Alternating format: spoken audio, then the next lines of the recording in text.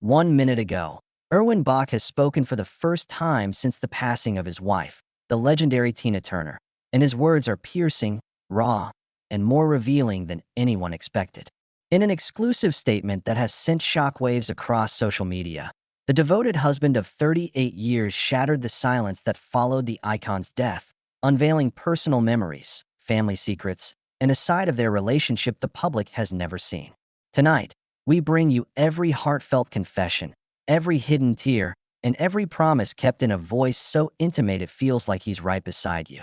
The news broke this afternoon when the Turner estate released a short video clip of Erwin, seated in the piano room of their Zurich home, his eyes filled with grief, yet fierce resolve. The sun filtered softly through stained glass windows as he spoke of Tina's final days, the hospital corridors where she whispered, "I love you," to him, the gentle lullabies they wrote together while holding hands, and the diagnosis that no one saw coming. For years, fans watched Tina conquer the stage with unstoppable force. Now, we see Erwin revealing the intimate aftermath, when the performer left the spotlight and became the patient.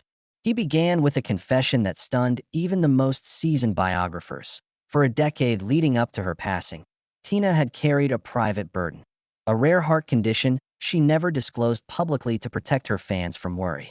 She wore her strength like armor, Erwin said, voice breaking. But I saw the weight it placed on her soul. Every day, she battled fear in silence so she could keep lighting up the world.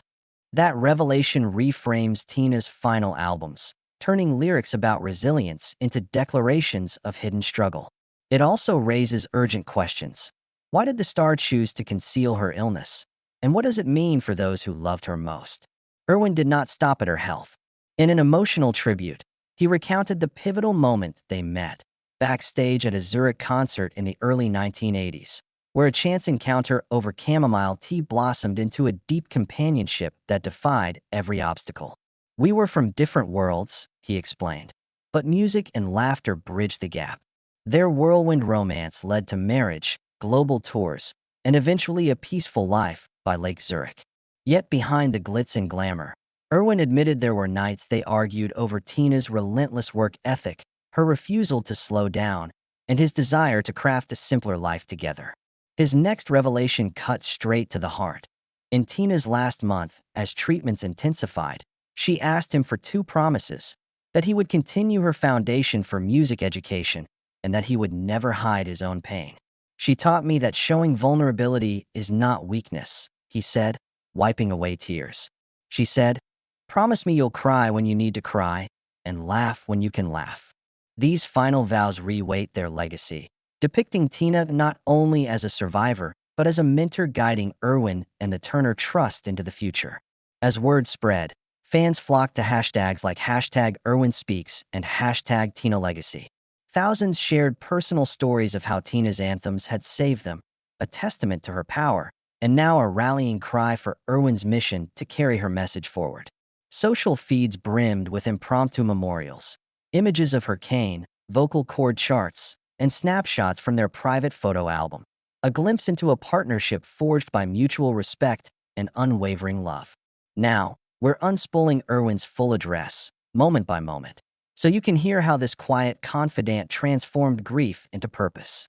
Later in the program, we'll explore the ripple effect, how Erwin's revelations are reshaping Tina's discography, prompting legal experts to examine posthumous charitable bequests, and inspiring a new generation to embrace authenticity in their own lives. But first, join me as we listen to the emotional opening lines that have left the world breathless. Stay tuned for exclusive behind-the-scenes footage, personal diary excerpts, and interviews with Tina's inner circle.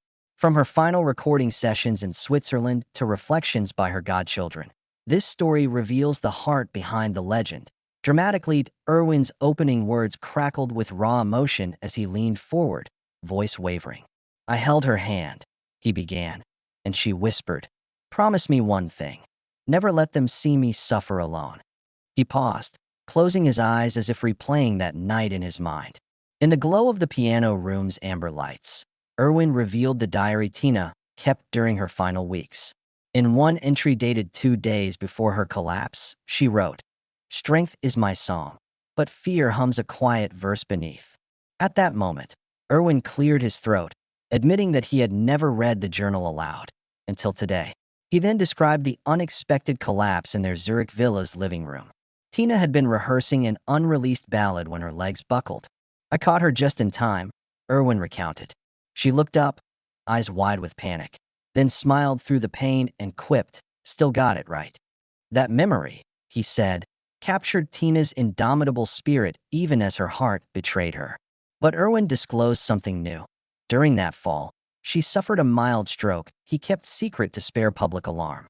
Only family and her closest medical team knew she was recovering in a specialized wing of a private hospital. Next, Irwin invited viewers behind the scenes of Tina's final recording session.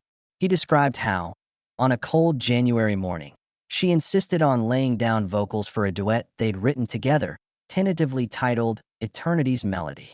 Her voice, Irwin said, quivered in places, but when she reached the chorus, it soared.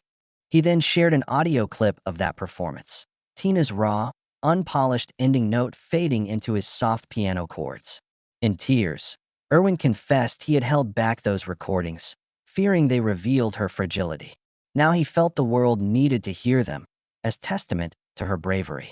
Turning reflective, Irwin spoke of their life beyond the stage. He painted intimate scenes, Sunday mornings on Lake Zurich when Tina would pull him in to dance beneath a pink dawn, or evenings when they'd sip herbal teas and exchange poetry. She found beauty in simplicity, he said. I found home in her laughter. But he also admitted their marriage faced storms. At the height of her career resurgence, Tina refused to stop touring, and Irwin, exhausted by jet lag and grief after losing his mother, begged her for rest. We argued fiercely, he acknowledged. She snapped at me, and I resentfully locked myself in our study. Later, I wept, realizing her ambition was inseparable from her purpose. Irwin then unveiled a secret project. The Tina Turner Trust has commissioned a children's book adaptation of her autobiography, co-authored by him and her goddaughter, now 15. He read a draft passage about Tina's childhood, the raw account of fleeing domestic violence, clutching a single suitcase and a dream. Her story, Irwin said, begins long before the stage lights. It begins in a small town where a brave girl refused to be defined by her scars. Proceeds from the book will fund music workshops in underserved schools, fulfilling Tina's lifelong wish to give back. Irwin urged viewers to pre-order, promising each copy will bear a facsimile of Tina's handwritten dedication. As the segment neared its close, Irwin addressed the rumors swirling since Tina's passing. He dispelled speculation that her estate excluded blood relatives, revealing that Tina had quietly adopted her 3 longtime assistants as legal heirs, ensuring they continued her charitable work. He disclosed that her foundation held emergency grants for families battling illness, a program he now pledged to expand. Tina wanted us to lift one another, he said. Her generosity was her legacy. In that vow, Irwin's grief transformed into call to action. Finally, he invited the world to a private memorial concert in Lucerne next month, featuring artists Tina mentored over the years. Proceeds will endow the Music Education Fund. Irwin ended by reciting a final promise in Tina's voice from her journal. Carry my song forward. Let it heal. Then, with tears glistening, he whispered, I promise, my love. I promise. The world's reaction to Irwin Bach's revelations has been as swift as it was stunning. Within hours of his address, hashtag TinaTruth and hashtag IrwinSpeaks trended on Twitter, Instagram, and TikTok. Fans shared screenshots of Irwin's video, captioning them with personal anecdotes of how Tina saved their lives. One follower wrote, her music rescued me from despair. His words now heal my broken heart. Another posted a clip of her dancing alone in a dim living room to the best, tears streaming down her cheeks. Across continents, commemorative street murals appeared in London's Camden, Paris's Montmartre, and Sao Paulo's Vila Madalena, each featuring Tina's radiant smile alongside Irwin's solemn, grief-etched gaze. Celebrities and industry icons piled on. Beyoncé praised Tina's unshakable legacy in an Instagram message, promising to donate a portion of her upcoming tour proceeds to the Tina Turner Trust. Elton John, who duet with Tina in the 1980s, posted a vintage photo of them on stage and wrote, no one commanded a spotlight with such strength and grace. Irwin, your words remind me why she will live forever. Even former collaborators like Phil Collins and Mick Jagger echoed similar sentiments, celebrating the love story and urging fans to support Irwin's new initiatives. Legal scholars quickly flagged the estate's posthumous bequests as a case study in celebrity philanthropy. Tina's will designated the trust as primary heir, but Irwin disclosed a previously unknown clause allowing annual distributions to families affected by cardiac illnesses, an update he introduced quietly last spring. Estate attorney Marlene Kim described this as both innovative and complex. Most wills focus on charitable gifts in perpetuity, Kim said, but Tina's foresight in creating a flexible grant structure allows the trust to adapt to emerging needs. Kim predicts that Irwin's public unveiling will boost donations and inspire other artists to follow his lead. In boardrooms and Zoom calls, NGO leaders scrambled to scale music therapy programs. The Sweet Relief Musicians Fund, which Tina supported for decades, announced a $2 million expansion of emergency aid. Music education nonprofits like Little Kids Rock reported spikes in website traffic and volunteer signups. Meanwhile, UNESCO's Intangible Cultural Heritage Committee officially declared Tina Turner's performance style worthy of safeguarding, recognizing the global impact of her music and activism. Beyond philanthropy, academic circles turned their attention to Irwin's narrative as an object lesson in vulnerability. At Stanford's Center for Compassion and Altruism Research, psychologists hosted a webinar titled Grief, Love, and Leadership, examining how Irwin balanced mourning with purpose. One speaker, Dr. Nina Patel, emphasized the therapeutic power of public grieving. By openly sharing his sorrow, Irwin not only honors Tina's memory, he invites millions to process their own losses collectively. That communal catharsis is rare and powerful. On social media, influencers and content creators kept momentum alive. On TikTok, choreographers launched a viral trend recreating Irwin's slow, heartfelt piano gesture in duet with Tina's iconic hand motions. Instagram live sessions featured music historians dissecting the genesis of Private Dancer, interweaving Irwin's backstory with archival film clips. Fan forums organized global listening parties where participants tracked the evolution of Tina's final ballads, comparing studio takes to Irwin's piano-only demo that had been unearthed after her passing. Amid this digital outpouring, Irwin remained at the center of events, yet remarkably humble. He granted a single in-depth interview to a European cultural magazine, emphasizing that Tina's light was a partnership between her talent and her fans' devotion. She always said, "I am because you are," he quoted. "Now, I see that same spirit in every message, every painting on the wall, and every note sung in her honor. That unity, that reciprocal love, is her ultimate legacy." Yet not all reactions were unmitigated praise. A handful of critics questioned whether Irwin's timing was opportunistic, pointing to the sharp spike in pre-orders for the memoir he and Tina's goddaughter co-author. One tabloid insinuated that Irwin strategically released the piano demo to boost streaming numbers. Irwin addressed these accusations head-on during a brief statement, saying, "If sharing her last music and our memories helps even one person, then the love we had outweighs any suspicion." As public interest remains at a fever pitch, Irwin's team announced a limited series of virtual town halls in which families can share stories about how Tina's music, in the wake of Irwin's revelations. Tina Turner's discography is undergoing a renaissance of context and curation. Within days of his address, streaming platforms announced special legacy editions of her major albums, each accompanied by Irwin's personal commentary tracks. On Spotify, listeners can now toggle between the original mix of Private Dancer and an Irwin acoustic version featuring his live piano demo as an alternate intro. Apple Music unveiled liner note excerpts, digitized pages from Tina's final journals, that scroll in sync with every track, casting lyrics like "We don't need another hero" in a new, poignant light. Physical reissues followed suit. Rhino Records will release a deluxe vinyl box set titled Tina Turner, Love, Loss, and Legacy, including remastered tracks alongside Irwin's selected outtakes and handwritten annotations reproduced on gatefold sleeves. Fans who pre-order gain access to a virtual listening event moderated by Owen himself, where he'll share behind-the-scenes stories of each recording session. Record executives and musicologists note that these reissues mark an unprecedented level of artist-estate collaboration.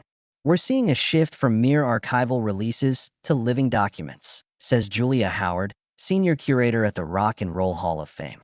By embedding Irwin's reflections, these editions invite listeners into the emotional undercurrents of Tina's work. The Turner Trust also sanctioned the global premiere of Eternity's Melody, the previously unreleased duet Irwin and Tina recorded in her final months. Official YouTube channels now host the track alongside a short film of home movie footage, weaving the recording into the broader narrative of their partnership. Early metrics show streaming for Tina's catalog has spiked by 250%, proving that audiences crave not only nostalgia, but new avenues of connection. Simultaneously, legal experts have turned a critical eye to Tina's posthumous bequests in her will. Estate attorney Marlene Kim explains that Tina's innovative clause, allowing annual grants to families affected by cardiac illness, leveraged a hybrid structure blending family trusts and charitable foundations. Pressure is mounting on judges and advisors to interpret her intentions broadly, expanding the scope of eligible recipients, as Irwin has pledged. In a landmark hearing last week, a Tennessee probate court unanimously affirmed the clause's validity, setting a potential precedent for future celebrity wills. Tina's model demonstrates how entertainers can craft flexible legacies that evolve with emerging needs, says Professor Lionel Arnett of Vanderbilt's Law School. Nonprofit boards across the country are now consulting Tina's trust documents as templates, exploring adaptable grant-making frameworks instead of fixed endowments. Beyond legal and musical circles, a new generation of artists cites Irwin's candor as inspiration. At the recent ASCAP Expo, breakout singer-songwriter Maya Chen spoke of Irwin's address as a masterclass in vulnerability. During her showcase, she debuted a cover of Better Be Good to Me over a solo piano arrangement, dedicating the performance to Tina and Irwin's commitment to truth in art. Workshops on authentic storytelling and music have popped up at universities and community centers, using Tina's career and Irwin's revelations as case studies. Educators report that these modules, combining music history with emotional literacy, resonate deeply with students who see in Tina's journey a blueprint for resilience and honesty. On the philanthropic front, the Turner Trust's rapid expansion is drawing praise and scrutiny. Last month, Irwin announced a partnership with the American Heart Association to fund joint music and medicine residencies, placing songwriters in clinical settings to compose healing anthems for patients. The initiative attracted major donors, including philanthropist Mackenzie Scott, who committed $5 million to scale the program. Critics caution that rapid growth demands rigorous governance. A watchdog group has called for greater transparency in the trust's grant selection process. In response, Irwin invited independent auditors and established an advisory panel of cardiologists, music therapists, and community leaders to review applications, ensuring the trust's work remains aligned with Tina's original vision of empathy in action. Irwin's decision to break silence has thus rippled outward, reshaping how fans consume Tina's music, how estates manage creative legacies, and how artists and institutions approach authenticity. As new releases continue to roll out, listeners are reminded that every lyric, every chord progression, carries the weight of lived experience, including the final chapters Irwin so bravely shared. Across the globe, the cultural impact of Irwin's revelations has inspired a surge of Tina Turner heritage exhibitions in museums and galleries. In London, the Victoria and Albert Museum unveiled an interactive installation featuring stage costumes, handwritten lyric sheets displayed alongside Irwin's piano stool from their final recordings. Visitors traverse a timeline wall mapping Tina's career milestones, punctuated by video projections of Irwin's emotional address. At the Rock and Roll Hall of Fame in Cleveland, curators opened an archive vault to reveal original Tricot brown leather jackets, now backed by 3D holograms allowing fans to zoom into every embroidered detail. Each exhibit includes an audio kiosk streaming classic tracks with a synchronized display of Tina's own journal entries and Irwin's commentary, ensuring that his words become part of the historical record. In tandem, streaming giants and broadcasters are fast-tracking high-profile documentaries and docuseries chronicling Tina's life through Irwin's lens. Netflix announced The Turners, an unbreakable bond, an 8-part series combining rare home footage, candid interviews with Irwin, and powerful archival performances. The first episode drops next month, promising never-before-seen clips of Tina rehearsing Simply the Best in their Zurich living room. Meanwhile, the BBC commissioned a 1-hour feature for broadcast on BBC Two, featuring Tina's longtime bandmates and Irwin on camera, exploring how music and resilience intertwined in her final years. Production insiders hint at an exclusive moment when Irwin reveals the exact lyrics Tina scribbled in her notebook just hours before her stroke, a flourish that became the final verse of her last song. Theater stages have also caught the Turner fever. London's West End will debut Tina Through the Storm, a theatrical tribute blending Tina's greatest hits with spoken-word interludes from Irwin's speeches. Producers describe it as a living monument to their love, promising immersive set pieces that recreate the Zurich villa's stained glass windows and Tina's vintage microphones.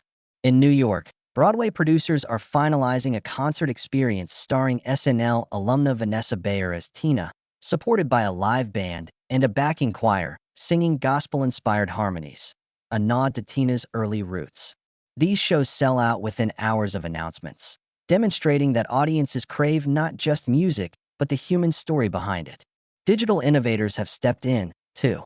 A VR experience called Tina's Heartbeat places participants in a 360-degree recreation of the final recording studio, allowing them to play Irwin's piano demo while Tina's spirit moves through the space. AR filters on Instagram let fans project a holographic Tina Turner into their living room, dancing to a medley of her anthems while Irwin's voice whispers supportive encouragement in surround sound. Apple's Music Lab rolled out an interactive EQ feature titled Feel the Turn, letting listeners isolate Tina's vocal tracks, Irwin's piano chords, and her band's instrumentation, each accompanied by an overlay of Irwin's private annotations. Grassroots tributes have flourished as well. In cities from Tokyo to Toronto, flash mobs perform choreographed routines to What's Love Got to Do with It, wearing replica stage costumes and carrying placards quoting Irwin's vow to carry Tina's message forward. Fan-led listening parties have multiplied on Discord and Clubhouse, where participants share stories of personal transformation inspired by Tina's music and Irwin's candor. A viral TikTok chain shows users lip-syncing to Tina's vocals while holding a candle and quoting lines from Irwin's address, an organic social phenomenon amplifying their shared legacy. Academic and cultural conferences have also seized on Tina's story as a case study in authentic leadership and creative partnership. At Stanford School of Music, a symposium titled Resilience and Resonance dissected how Tina's private battle and Irwin's public mourning reshaped narratives around celebrity vulnerability. UNESCO hosted a roundtable on intangible cultural heritage, exploring how Tina's performance style and Irwin's stewardship together constitute living heritage deserving of preservation. Panels debated whether her arenas and media could qualify for World Heritage status, a testament to how an individual's journey can transcend art and enter the realm of global culture. As the momentum builds, Irwin announced plans for a Tina Turner memorial concert in Lucerne next summer, curated by the Turner Trust. He's personally inviting protégés like Chris Stapleton and Angelique Kidjo to interpret Tina's songs in their own genres: country, Afrobeat, even EDM, underscoring her cross-generational influence. Limited VIP packages include a private brunch with Irwin at the Villa's Garden, offering fans a rare chance to hear personal anecdotes in an intimate setting. Early bird tickets vanish within minutes, fueling FOMO among fans worldwide. This groundswell of exhibitions, productions, digital experiences, and fan-driven events illustrates the enduring power of Tina Turner's legacy and the catalytic force of Irwin's decision to speak his truth. By fusing personal revelation with public celebration, he has crafted a blueprint for how iconic figures can guide their own posthumous narrative. As we prepare to enter our final section, we'll look at how Irwin plans to steer the Turner Trust into its next decade, expanding global grant programs, pioneering restorative justice in the arts, and launching an open-source archive to ensure Tina's story remains accessible, empowering, and eternally alive. Now, as the Turner Trust prepares to chart its future course, Erwin Bach has outlined a bold vision for the next decade. The centerpiece is the launch of an open-source digital archive that will consolidate Tina Turner's personal letters, rehearsal tapes, backstage videos, and Erwin's piano demos in a publicly accessible platform. Developed in collaboration with tech partner ArchiveX, the initiative uses blockchain to certify provenance and grant fans and scholars curated access tiers. Users can explore a virtual map of Tina's life, from Nutbush childhood snapshots to Zurich Villa outtakes, and even submit annotations or translations that are peer-reviewed by volunteer moderators. This living repository ensures that future researchers can trace the evolution of her artistry and that no piece of her legacy remains locked away. Alongside this digital effort, the Trust will roll out a global apprenticeship program enabling aspiring music educators from underserved communities to train under mentors who work directly with Tina. Scholarships will underwrite their living expenses and provide instruments, recording equipment, and grants to develop community projects. These apprentices will form the vanguard of a traveling mentorship collective, touring regional schools and community centers to deliver workshops on songwriting, stage presence, and vocal technique, all guided by Tina's core philosophy of resilience and authenticity. Graduates of the program will earn certification and be equipped to seed new music initiatives in their hometowns, creating an international network of Turner-inspired creative leaders. To extend the Trust's impact beyond music, Erwin has announced a partnership with the World Health Organization to integrate music therapy into cardiac rehabilitation protocols. Clinical pilots will assess how guided listening sessions featuring Tina's discography can reduce stress, lower blood pressure, and improve emotional well-being for heart patients. Preliminary studies at Zurich's University Hospital suggest that patients exposed to her songs exhibit 20% higher rates of treatment adherence. The WHO collaboration will develop standardized guidelines for hospitals worldwide, ensuring that Tina's music becomes part of evidence-based therapeutic practices, transforming art into a global tool for healing. Erwin is also spearheading an innovative documentary project called Voices of Resilience, which will blend street interviews of everyday listeners with archival footage of Tina's concerts in Tokyo, London, and Johannesburg. Directed by acclaimed filmmaker Eva Mendes and supported by grants from the European Cultural Fund, the film will premiere at major festivals, spotlighting the indelible impact of Tina's music on diverse communities. Viewers will witness stories of migrants finding solace in her songs, veterans finding courage in her lyrics, and activists using her anthems at rallies for justice and equality. The documentary aims to amplify Erwin's core message, that Tina's legacy transcends borders and empowers each of us to find strength in our voices. Financial transparency remains a top priority. Erwin has committed to publishing annual impact reports that detail grant allocations, program outcomes, and administrative expenses. Beginning next year, the Trust's fiscal data will be audited by an independent firm and made available on a dedicated portal. Stakeholders ranging from minor beneficiaries to major philanthropic partners will be invited to quarterly briefings so that Tina's supporters can track how every dollar aligns with her mission of uplifting music, education, and healing. By fostering this level of openness, Erwin aims to redefine best practices for artist-led foundations worldwide. Finally, Erwin will host a live global summit in Geneva titled Tina Turner: Legacy in Action, uniting scholars, artists, and community leaders to share research findings and best practices. Scheduled for next April, the summit will feature breakout sessions on topics like gender equity in the music industry, historical preservation of performance art, and the use of music as a catalyst for social change. A cappella choirs from 5 continents will perform her songs, and attendees will engage in roundtable discussions on how to keep her message vibrant across generations. Ticket proceeds and sponsorship revenues will sustain the Trust's endowment, ensuring that Tina's legacy remains a powerful force for empowerment and healing. Erwin closes by inviting everyone to engage, donate to the Trust, join educational programs, or simply hear Tina's songs anew. His final reflection echoes Tina's mantra, "We are stronger together." With this new chapter, Her voice remains a guiding light carried on every note, every memory, and every promise fulfilled, and share her message worldwide with pride.